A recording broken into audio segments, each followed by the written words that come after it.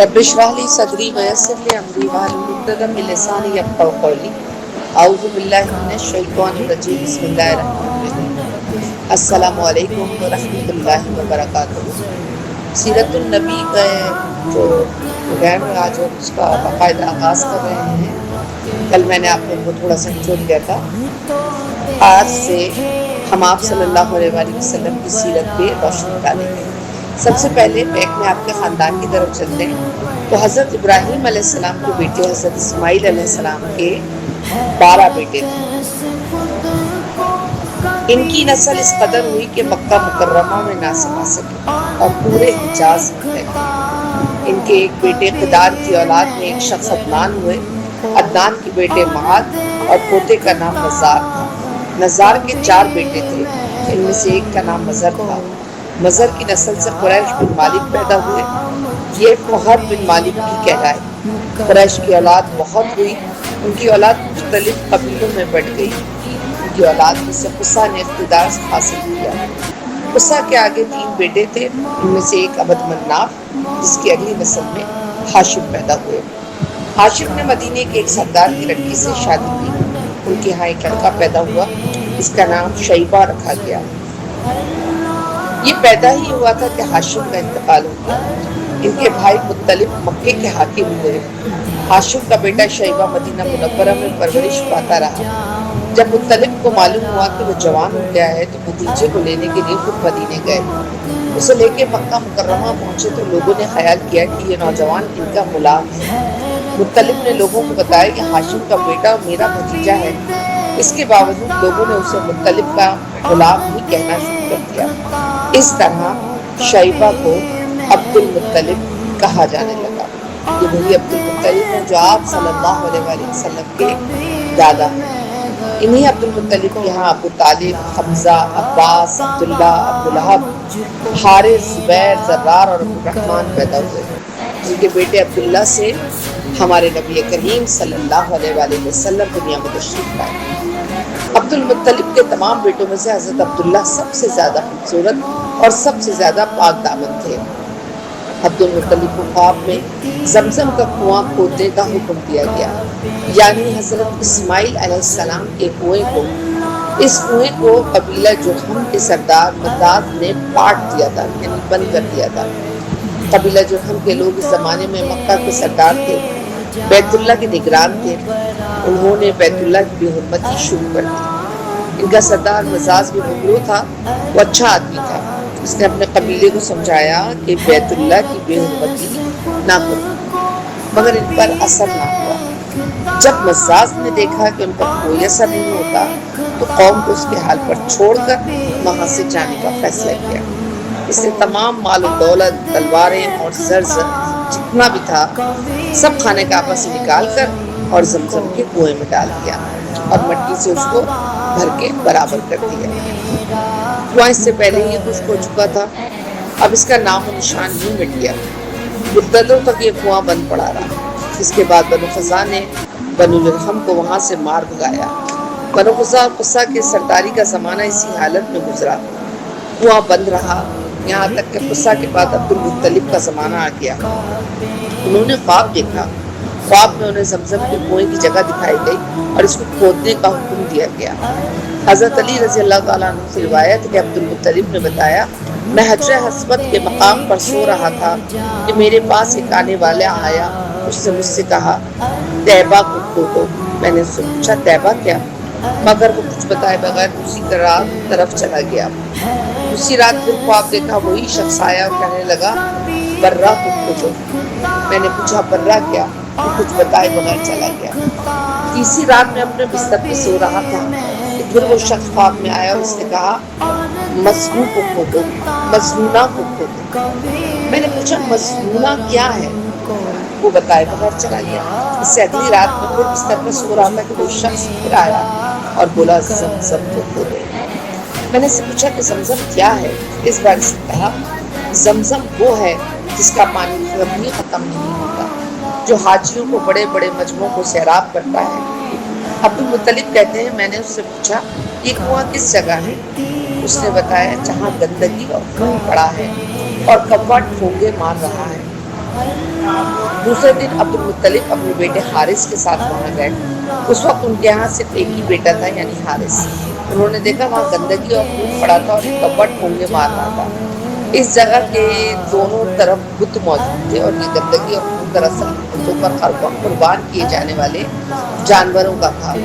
پوری نشانی مل گئی تو عبدالمطلب کدال لے آئے اور کھدائی کے لیے تیار ہو گئے. لیکن اس وقت قریش وہاں پہنچا. انہوں نے کہا اللہ کے قسم ہم تمہیں یہ کھدائی نہیں کرنے دیں گے. تم ہمارے ان دونوں بتوں کے درمیان کنواں کھودنا چاہتے ہو جہاں ہم ان کے لیے قربانیاں کرتے ہیں. عبدالمطلب نے ان کی بات سن کر اپنے بیٹے حارث سے کہا تم ان لوگوں کو میرے قریب نہ آنے دو.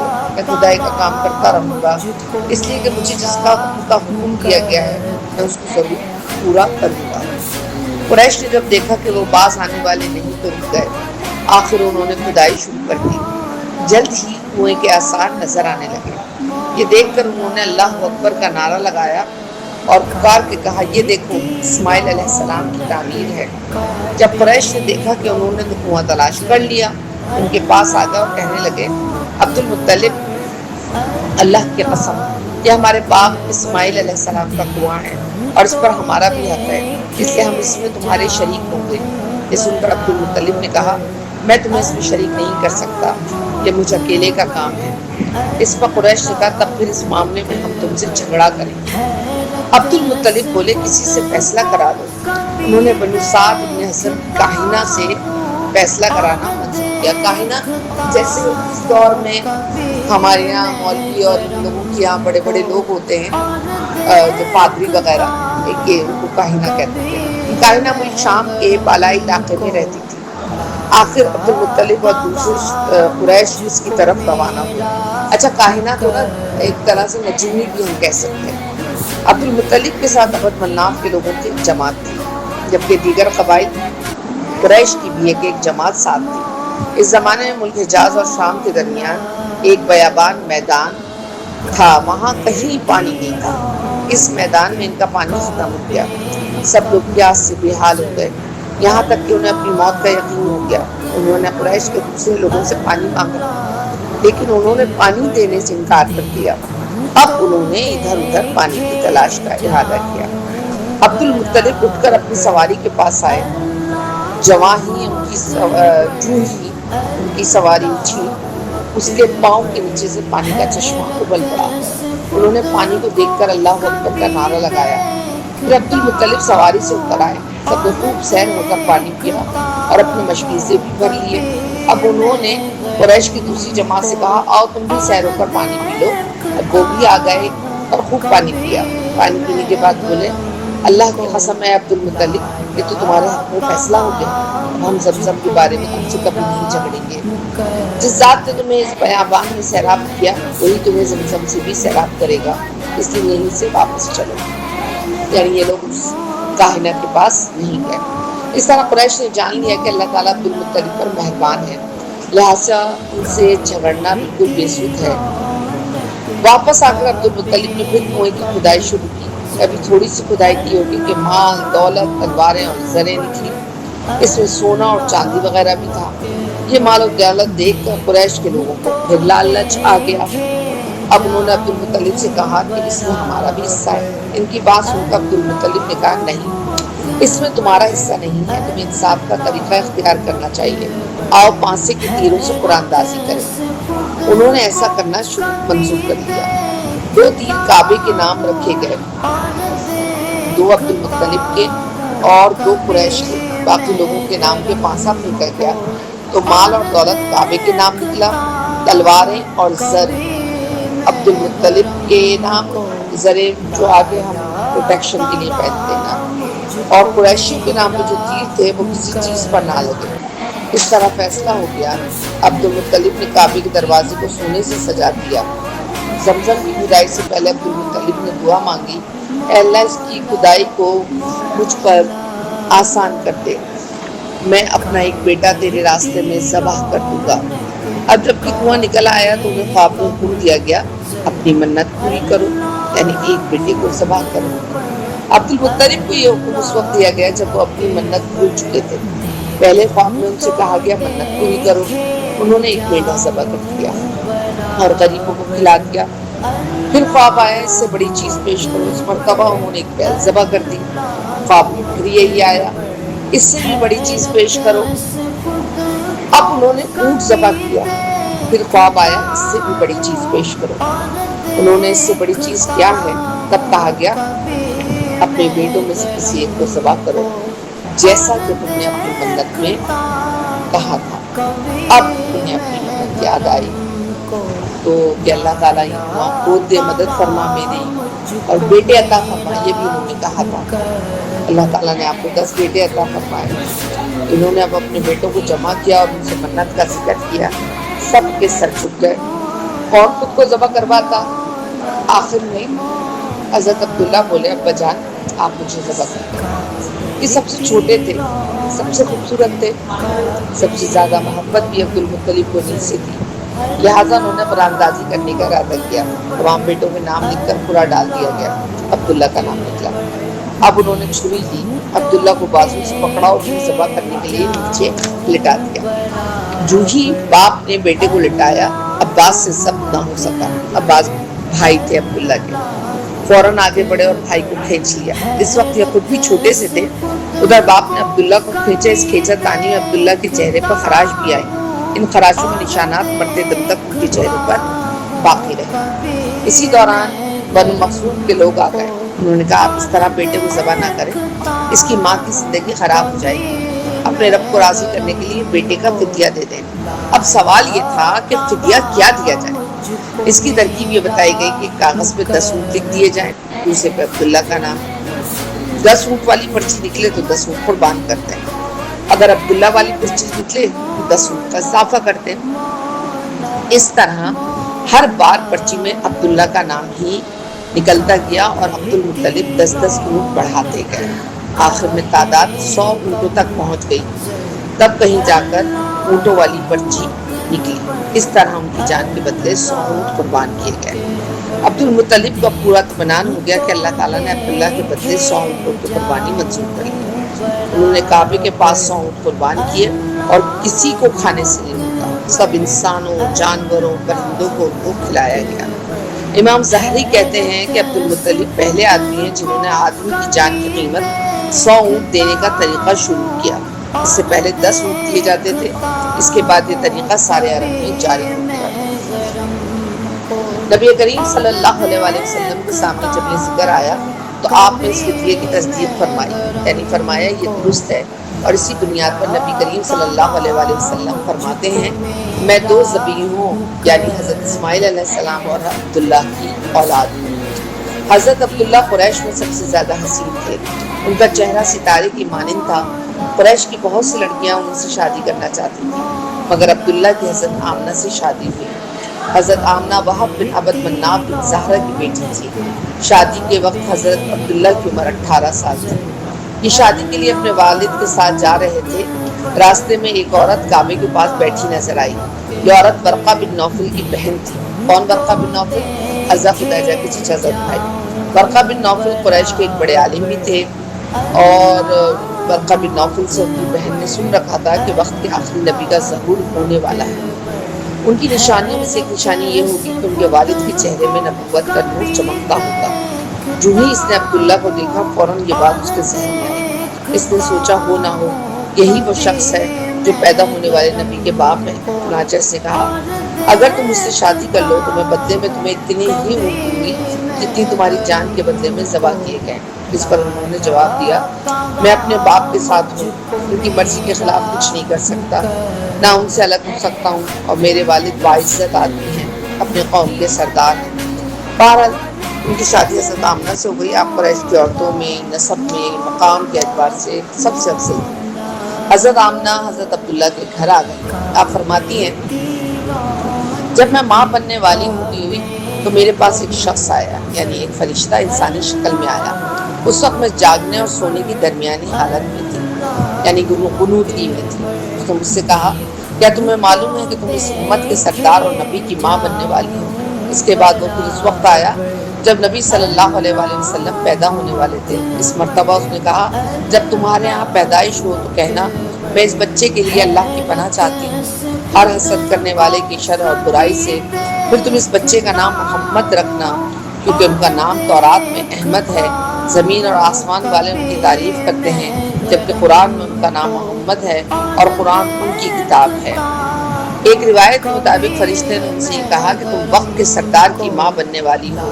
اس بچے کی نشانی یہ ہوگی کہ اس کے ساتھ ایک نور ظاہر ہوگا جس سے ملک شام اور بصرہ کے محلات بھر جائیں گے۔ جب یہ بچہ پیدا ہو جائے گا تو اس کا نام محمد رکھنا، کیونکہ تورات میں ان کا نام احمد ہے، آسمان و زمین والے ان کی تعریف کرتے ہیں، انجیل میں ان کا نام احمد ہے اور آسمان و زمین والے ان کی تعریف کرتے ہیں، اور قرآن میں ان کا نام محمد ہے۔ یہ البدایہ والنہایہ میں موجود ہے۔ حضرت عبداللہ کے چہرے میں جو نور چمکتا تھا، شادی کے بعد وہ حضرت آمنہ کے چہرے میں آ گیا تھا۔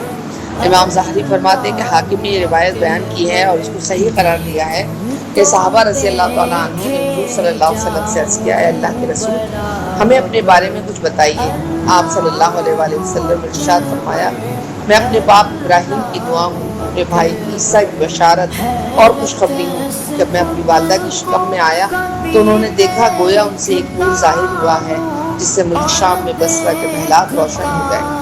حضرت آمنہ نے حضرت حلیمہ سعدیہ سے بھی یہ فرمایا تھا کہ میرے اس بچے کی شان نرالی ہے، میرے پیٹ میں تھے تو مجھے کوئی بوجھ اور تھکن محسوس نہ ہوتی تھی۔ حضرت عیسیٰ علیہ السلام وہ آخری پیغمبر ہیں جنہوں نے آپ صلی اللہ علیہ وآلہ وسلم کی آمد کی خوشخبری سنائی۔ اس بشارت کا ذکر سورہ صف میں بھی موجود ہے۔ اس طرح وہ وقت بھی قابل ذکر ہے کہ عیسیٰ ابن مریم نے فرمایا، اے نبی، اے بنی اسرائیل، میں تمہارے پاس اللہ کا بھیجا ہوا آیا ہوں، مجھ سے پہلے جو تورات آ چکی ہے میں اس کی تصدیق کرنے والا ہوں، اور میرے بعد جو ایک رسول آنے والا ہے ان کا نام مبارک احمد ہوگا، میں ان کی بشارت دیتا ہوں۔ ادھر آپ کی پیدائش سے پہلے ہی حضرت عبداللہ کا انتقال ہو گیا، آپ در یتیم ہو گئے۔ اب آپ کی والد کے انتقال کے بعد آپ کی ولادت ہوئی۔ حضرت عبداللہ ایک تجارتی قافلے کے ساتھ تجارت کے لیے گئے تھے، اس دوران بیمار ہو گئے اور کمزور ہو کر واپس لوٹے۔ قافلہ مدینہ منورہ سے گزرا تو حضرت عبداللہ اپنے ننیال یعنی بنو نجار کے ہاں ٹھہرے، کہ والد بنو نجار سے تھے نا۔ حضرت عبداللہ اس جگہ ایک ماہ تک بیمار رہے اور ان کا انتقال ہو گیا۔ تجارتی قافلہ جب حضرت عبداللہ کے بغیر مکہ پہنچا اور عبدالمطلب کو پتہ چلا کہ ان کے بیٹے عبداللہ بیمار ہو گئے تو مدینہ منورہ میں انتقال ہو گیا، اور ان کے بیٹے کو اصل میں زہر دیا گیا تھا، حضرت عبداللہ کو زہر دیا گیا تھا۔ اس کے بعد حضرت عبدالمطلب نے اپنے بیٹے زبیر کو مدینہ بھیجا۔ جب یہ وہاں پہنچے، جیسے میں نے بتایا کہ حضرت عبداللہ کا انتقال ہو چکا تھا، مطلب یہ کہ آپ صلی اللہ علیہ وآلہ وسلم کی پیدائش سے صرف چند ماہ پہلے حضرت عبداللہ اس دنیا سے تشریف لے گئے۔ حضرت عباس کہتے ہیں کہ نبی کریم صلی اللہ علیہ وسلم اس دنیا میں تشریف لائے تو آپ کی آمن نال کٹھی ہوئی تھی، آپ ختنہ شدہ پیدا ہوئے۔ عبدالمطلب یہ دیکھ کر بے حد حیران ہوئے اور خوش بھی۔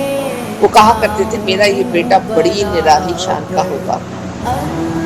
آپ کی پیدائش سے پہلے مکے کے لوگ خوشحالی اور قحط کا شکار تھے، لیکن جو ہی آپ دنیا میں تشریف لانے کا وقت قریب آیا، بارشیں شروع ہو گئی، خشکسالی دور ہو گئی، درخت ہرے بھرے ہو گئے اور پھلوں سے لد گئے، زمین پہ سبزہ ہی سبزہ نظر آنے لگا۔ پیدائش کے وقت آپ اپنے ہاتھوں پر جھکے ہوئے تھے، سر آسمان کی طرف تھا۔ ایک روایت کے مطابق یہ کہ گھٹنوں کے بل چکے ہوئے تھے، مطلب یہ کہ سجدے کی سی کیفیت تھی۔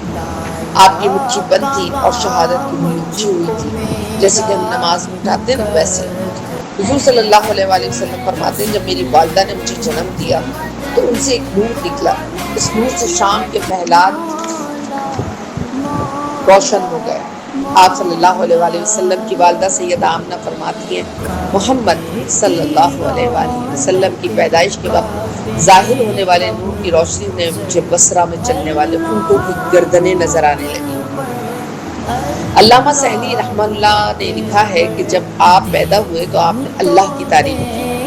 ایک روایت میں الفاظ آئے ہیں، اللہ اکبر کبیرہ والحمدللہ کثیرہ وسبحان اللہ بکرۃ واصیلا، یعنی اللہ تعالیٰ سب سے بڑا ہے، اللہ کی بے حد تعریف ہے، اور میں صبح شام اللہ کی پاکی بیان کرتا ہوں۔ آپ کی ولادت کس دن ہوئی، اس بات پر سب کا اتفاق ہے کہ وہ پیر کا دن تھا۔ آپ صبح فجر طلوع ہونے کے وقت دنیا میں تشریف لائے۔ تاریخ پیدائش کے سلسلے میں بہت سے قول ہیں۔ ایک روایت کے مطابق 12 ربیع الاول، ایک روایت مطابق 8 ربیع الاول، ایک روایت 2 ربیع الاول کو ہے۔ اس سلسلے میں اور بھی بہت سی روایت ہیں۔ زیادہ تر مورخین کا خیال ہے کہ آپ 8 یا 9 ربیع الاول کو پیدا ہوئے۔ تقویم کے طریقے سے جب تاریخ نکالی گئی تو 9 ربیع الاول نکلی ہے۔ مطلب یہ کہ اس بارے میں بالکل صحیح بات کسی کو معلوم نہیں، اس پر سب کا اتفاق ہے مہینہ ربیع الاول کا تھا، بہار کا مہینہ تھا اور دن پیر کا تھا۔ یہ بھی کہا جاتا ہے کہ آپ کو پیر کے دن ہی نبوت ملی، پیر کے روز ہی آپ مدینہ منورہ کی طرف ہجرت فرمائے، پیر کے روز ہی آپ اس دنیا سے پردہ فرما گئے۔ آپ عام الفیل کے میں پیدا ہوئے، یعنی ہاتھیوں والے سال۔ اس سال کے ابرہا نے حملہ کیا تھا مکہ مکرمہ پہ، کہ آپ کی پیدائش کے واقعے سے 55 دن پہلے کی بات ہے۔ اور واقعہ آپ سب جانتے ہیں کہ وہ کچھ اس طرح تھا کہ ابرہا یمن کا عیسائی حاکم تھا۔ حج کے دنوں میں اس نے دیکھا کہ لوگ بیت اللہ کا حج کرنے جاتے ہیں۔ اس نے اپنے لوگوں سے پوچھا یہ لوگ کہاں جاتے ہیں؟ اسے جواب ملا بیت اللہ کا حج کرنے کے لیے مکہ جاتے ہیں۔ اس نے پوچھا بیت اللہ کس چیز کا بنا ہے؟ اسے بتایا گیا پتھروں کا بنا ہوا ہے۔ اس نے پوچھا اس کا لباس کیسا ہے؟ بتایا گیا ہمارے ہاں سے جو دھاری دار کپڑا جاتا ہے اس سے اس کی پوشاک تیار ہوتی ہے۔ ابرہا عیسائی تھا۔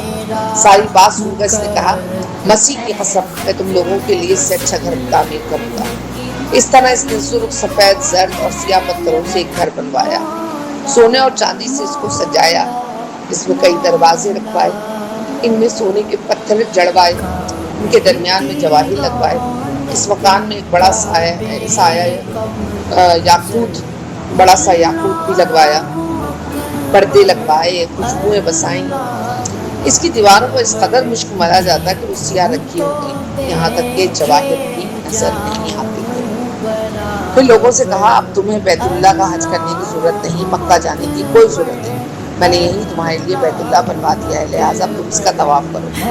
اس طرح کچھ قبائل کئی سالوں تک تو اس کا حج کرتے رہے، اس میں اعتکاف بھی کرتے رہے، حج والے مناسک بھی ادا کرتے رہے، مگر عرب کے ایک شخص نقیل خشمی سے یہ بات برداشت نہ ہوئی۔ وہ اس مصنوعی خانہ کعبہ کے خلاف دل ہی دل میں پھرتا رہا۔ آخر اس نے دل میں ٹھان لی کہ وہ ابرہا کی اس عمارت کو گندا کر کے چھوڑے گا۔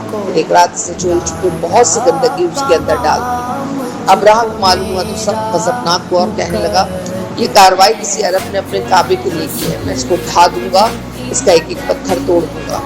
اس نے شاہ حبشہ کو ایک تفصیلات لکھ دی، اس سے درخواست کی کہ وہ اپنا ہاتھی بھیج دے۔ اس ہاتھی کا نام تھا محمود۔ یہ اس قدر بڑا تھا کہ اتنا بڑا ہاتھی ہوئے زمین پر دیکھنے میں بھی نہیں ملتا۔ جب ہاتھی اس کے پاس پہنچ گیا تو وہ اپنی فوج لے کر نکلا اور مکہ کا رخ کیا۔ یہ لشکر جب مکہ کے قریب قرب و جوار میں پہنچا تو ابرہا نے فوجوں کو حکم دیا کہ ایک جانور لوٹ لے۔ اس کے حکم پر فوجیوں نے جانور جو تھے چل رہے تھے انہیں سب کو پکڑ لیا، لوٹ لیا۔ ان میں عبد المطلب کے بھی اونٹ شامل تھے۔ نفیل بھی ابرہا کے ساتھ اس کے لشکر میں موجود تھا اور یہ عبد المطلب کا دوست بھی تھا۔ عبد المطلب اس سے ملے، اونٹوں کے سلسلے میں اس سے بات کی۔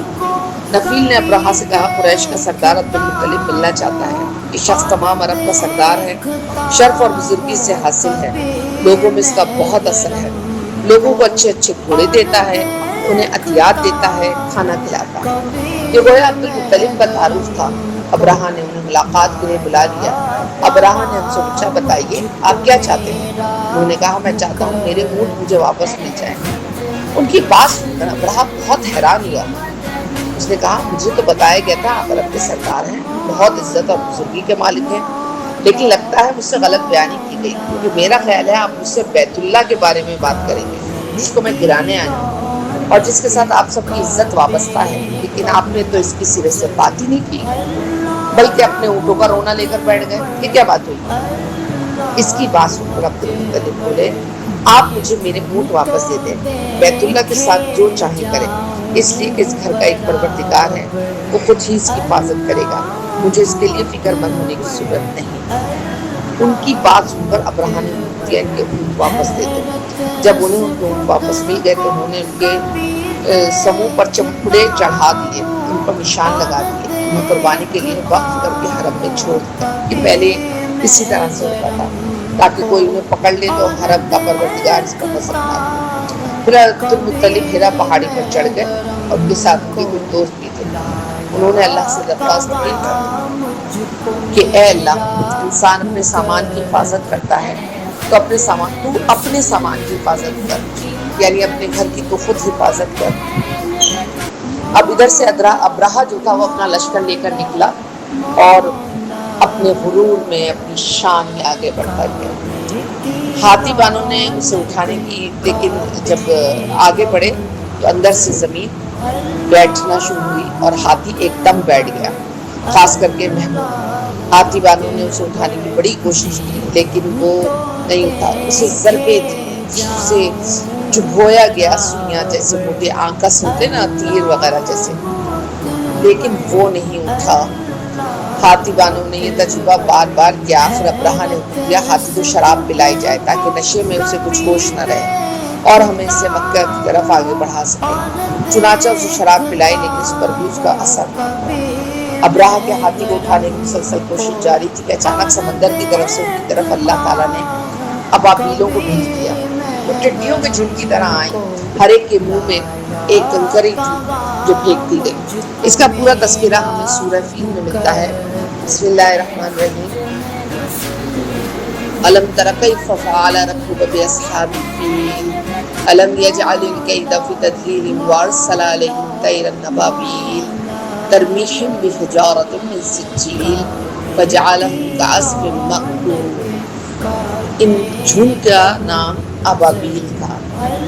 اب یہ لشکر دیکھ کے عبد المطلب جو تھے وہ حرم پہنچے اور کعبے کے دروازے کی زنجیر پکڑ کر ابرہہ اور اس کے لشکر کے خلاف فتح کی دعا مانگی کہ اللہ، یہ بندہ اپنے قافلے، اپنی جماعت کی حفاظت کر رہا ہے، تو اپنے گھر کی حفاظت کرنا۔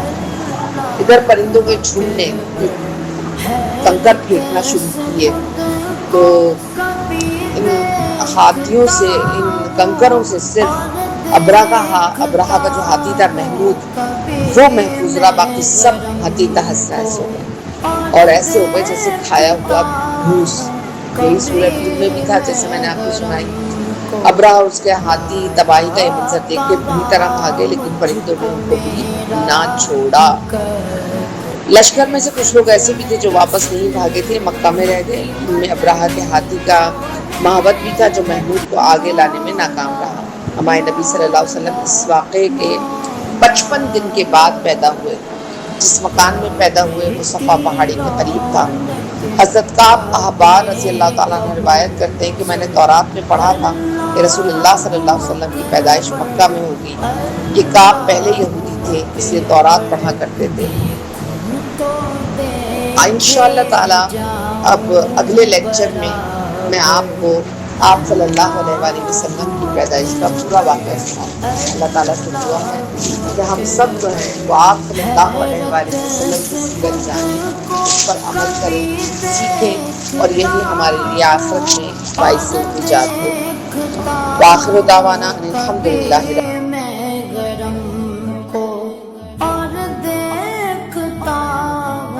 کبھی میں گرم کو لایا کہاں مجھ کو میرا مقرر